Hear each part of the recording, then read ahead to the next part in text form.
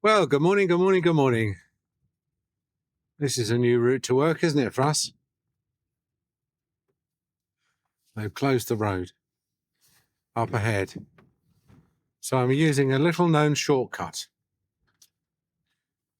It's so little known that I don't even expect to meet one other car. In fact, in all the times I've done this route, I can't remember meeting even one other car.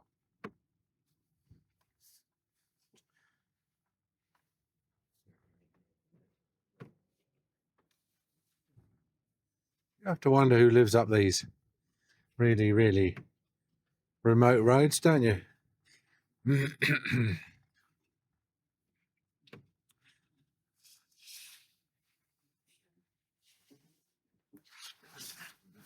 Now, is it down here? Is it?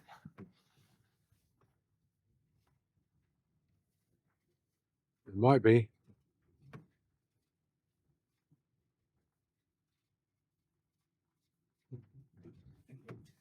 Yep, I think we're right.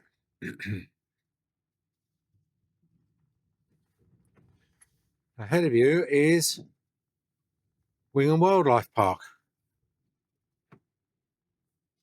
And I think this they're buying all this land on the right-hand side here. Sorry, I'm blethering on because I'm having to concentrate and it's a new road. So I usually do it the other way around. This is a bit of an odd way. I normally use it to go home, not to come to work. I don't want to end up in a ditch. Anyway, I hope you're well. As you can see what the weather's like here, can't you? Pretty shocking. And it's sort of pothole week, where all of a sudden every road seems to have a pothole. This is the wildlife park on the left here, the building with the solar panels, and on the right, sorry, and on the left is the car park. Oh, I wonder if I can nick through here. I can, you know. I can. That'll be much better, rather than having to carry on and go do a very, very sharp left at the top there.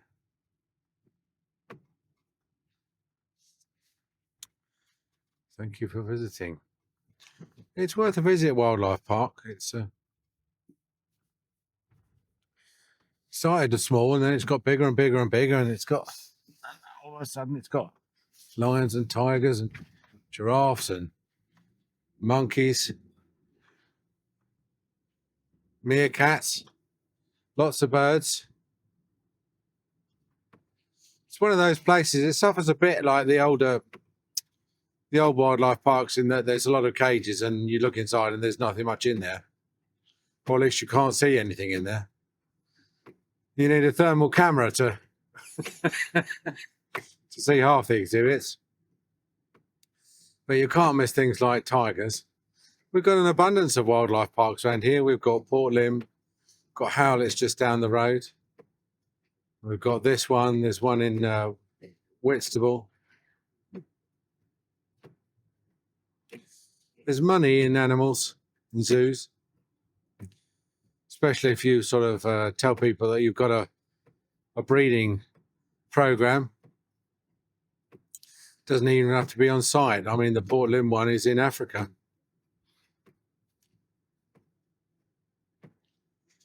Anyway,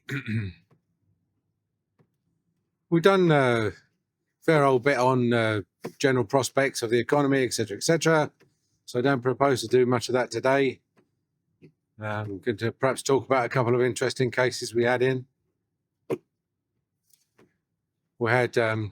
We usually have, you know, got the usual sprinkling of nervous patients. We don't necessarily advertise for nervous patients. I always think it's a bit weird advertising for nervous patients. It's a bit like, how can I put it? You can't really charge a lot more for someone if they're nervous. It's not like supposing you're doing engine rebuilds and you say, oh, we're a specialist in clutch rebuilds or a specialist in reboring engines and stuff like that. In other words, we like the big jobs. The big jobs, nervous patients are not big jobs, they're difficult jobs. And when you advertise for nervous patients, what you're doing is you're saying, we want you to consider us. If you consider yourself to be a nervous patient, come to us, because excuse me, we're holding out the promise that it's all going to be lovely, and you're going to be happier at our surgery compared to just a general dentist who might be a bit impatient, might be a bit short time, might be a bit annoyed that he's got to see someone who keeps saying, oh, it was my dentist when I was 15, put me off, and I've always had a phobia of needles. People are always phobic about the next stage. Whenever people say, oh, the bit I don't hate, the bit I hate the most about dentistry is, and then they always say, oh, it's the injections, or it's the drilling, or whatever's coming up next. Now I understand that that's just a timing issue. I think that they know when the injection's probably going to come, and so that's the time that they choose to drop in their observation that that's what they're most frightened of. But I always say that patients are always phobic about or frightened of always the next thing you're going to do. We only had one example of that, of this little girl we used to call "Oh No," because she used to ask us what I was going to do, and whatever I said I was going to do, she used to say, "Oh no," and she was always phobic about everything, and obviously everything was the next thing. So I've got into the swing of doing the videos again. The Da Vinci is an interesting program and capable of almost infinite depth.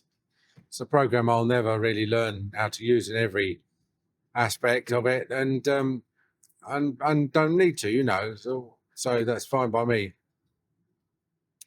But when I got Microsoft Word, I used to delve into it, and obviously we used to put reports in for select committees and stuff like that, and the Jimmy, what's his name, report, and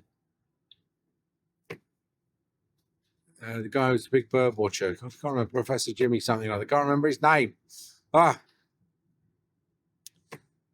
the point is that I got into how to do headings, how to do templates, how to do styles, how to do indices, whatever you want to call them, and formatting, alternate pages, headings, footers, etc. I really dived into Word and got the most out of it. I didn't get the most out of it. I mean, I could have got more, but I got really more than most dentists or most writers, and certainly as much as I needed, And this Da Vinci Resolve is a similar program in that it's got sort of infinite depth, and it really rewards you for learning more than the basics. So, for example, if you look at the post-production now, there are a series of steps which I go through, which are probably transparent to you. But if you go back to one of my very early videos, so 200-300 videos ago, you'll find that there's a very big difference. It does AI voice isolation now, so it learns the frequencies of my voice, and it tends to boost those and depress all the other frequencies. And then we do other stuff like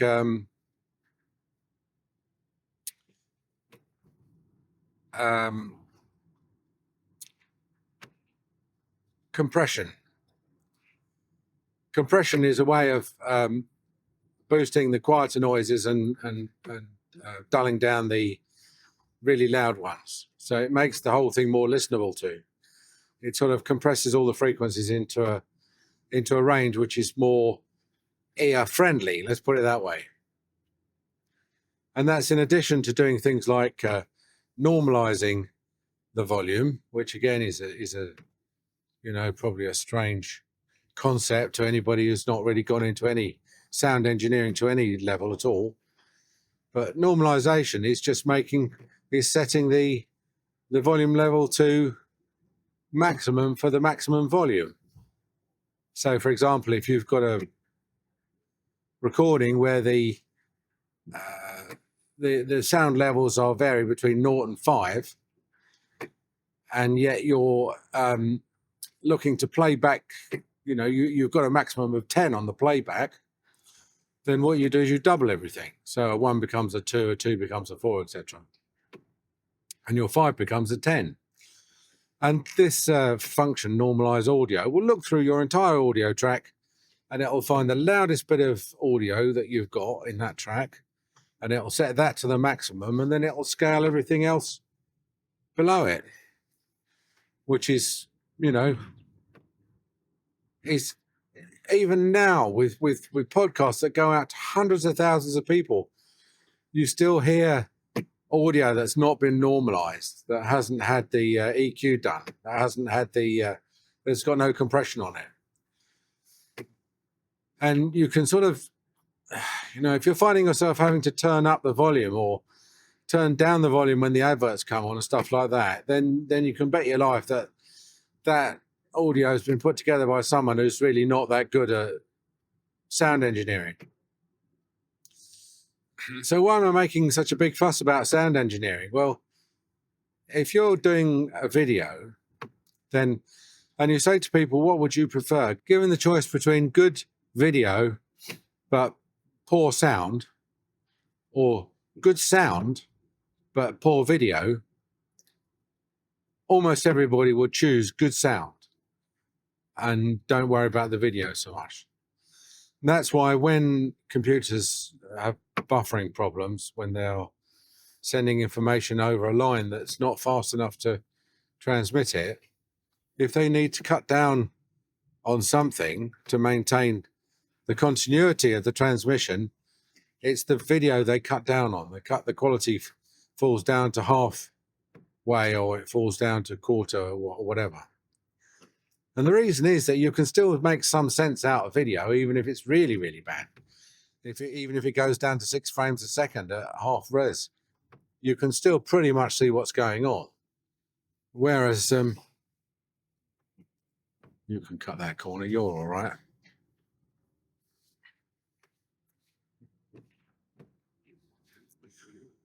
Whereas,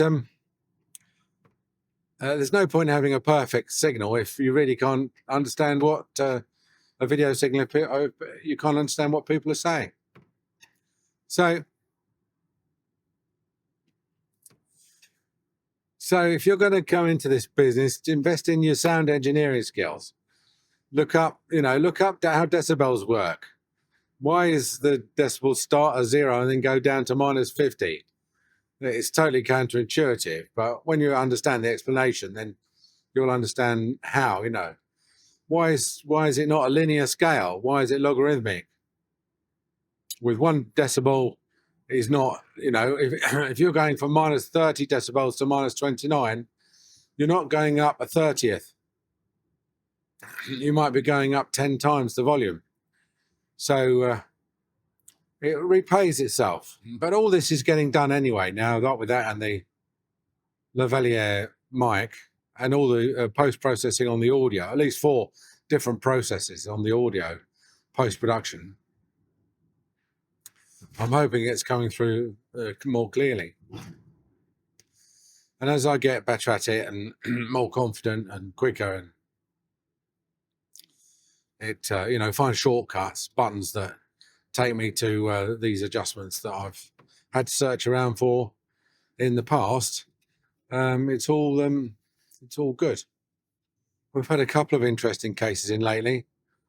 One's a lovely, I wouldn't say she's young, but she's sort of, she's got children, probably in her 40s, early 50s possibly, and She came in and she had the most horrendous looking teeth. I mean, her teeth were like, I don't know if you ever watched Still Game, but there's a woman that they meet down the pub there who's got a croaky voice and sticky out teeth. And her teeth were you know, not dissimilar to those.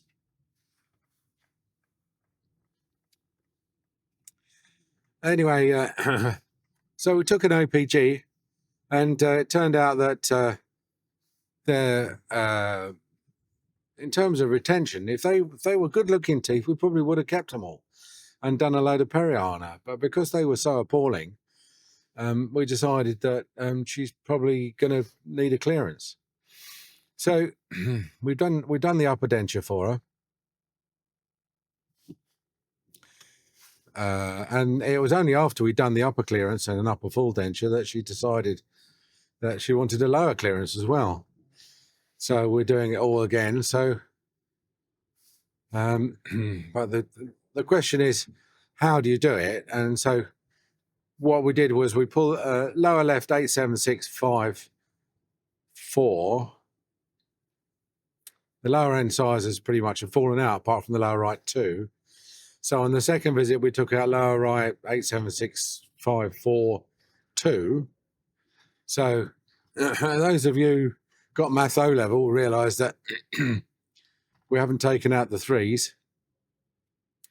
And that's because I said to her, I'd like to leave the 3s in because they're going to stabilise the lower denture until such time as, you know, she's good at wearing it, in which case then you know, perhaps the 3s will fall out, or she can have the 3s out or whatever.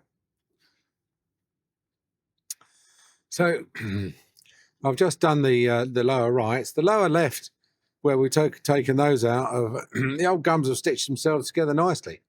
It looks like a zip. Someone's, because it's only a couple of weeks ago, it looks like someone's like literally zipped up her lower left gum. So now we're going to wait a couple of weeks until our lower right gum is all fine, and then I'll take a mould and we'll knock her up some lower dentures to fit the uppers.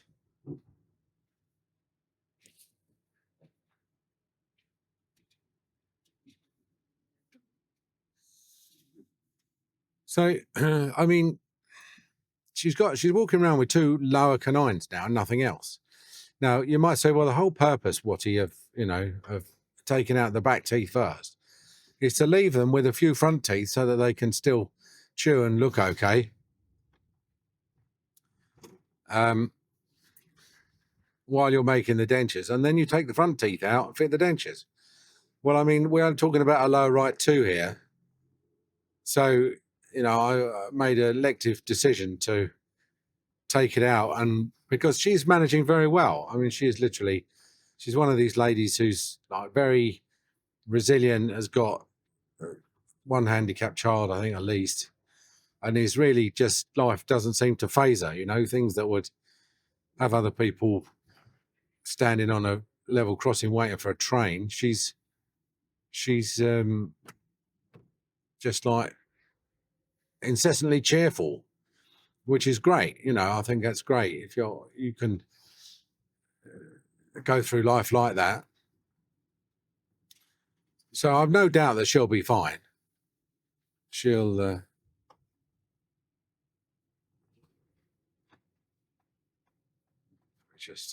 that's it.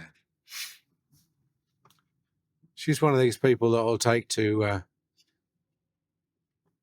dentures like a duck to water. And because she's so happy with it, you know, I mean, she's had these horrible teeth all her life, and now she's got nice looking teeth, at least at the top. And this is a project she's totally invested in. She really, really wants to get to this stage where she's got dentures, and happy to eat with the dentures, you know, knowing that they're probably a bit worse to eat with than our other dentures, than her teeth rather.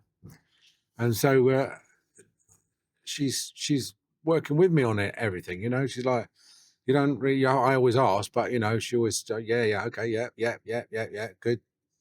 So she's a joy to work on, and a challenge as well, because obviously her upper denture, believe it or not, doesn't go anywhere near her upper gum, except in the palate, because of the number of upper teeth that we've taken out. So she's going to have a reline upper, but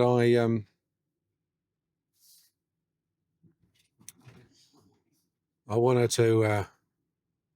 I don't want to do it too early, because otherwise we'll end up doing 2 or 3 relines. And again, she's coping with it. Okay, she's just got it glued in. Anyway, we're starting later than normal today, because 2 patients have cancelled in the morning. Everyone in the world's got norovirus, or this part of the world anyway. So just to finish with, I mean, one of the patients who cancelled this morning is a dental plan patient. Now, DPAS patient, dental plan patient. And normally if somebody cancels at short notice, then they've done their deposit, which is the cost of their treatment. So we don't encourage it. We generally tell them that to come in if they're okay, or if they possibly can, because otherwise they're going to need to pay for it all again. And sometimes that encourages them to come in. Sometimes it doesn't. Sometimes they pay again. Sometimes they just leave and F off somewhere else. Well, that's fair enough. But with the plan patients, it's very much easier, because I'm just saying to them, yeah, that's fine. I mean, I'm not saying that plan patients don't cost you money. You still have wasted time. But then if the plan patients are paying monthly, then you have to ask yourself, I mean, I know you're having to allocate more time, aren't you, really? That's what it boils down to. You're just get myself squared up, isn't it? Her checkup is going to take me twice as long in terms of hours and minutes as it would have done.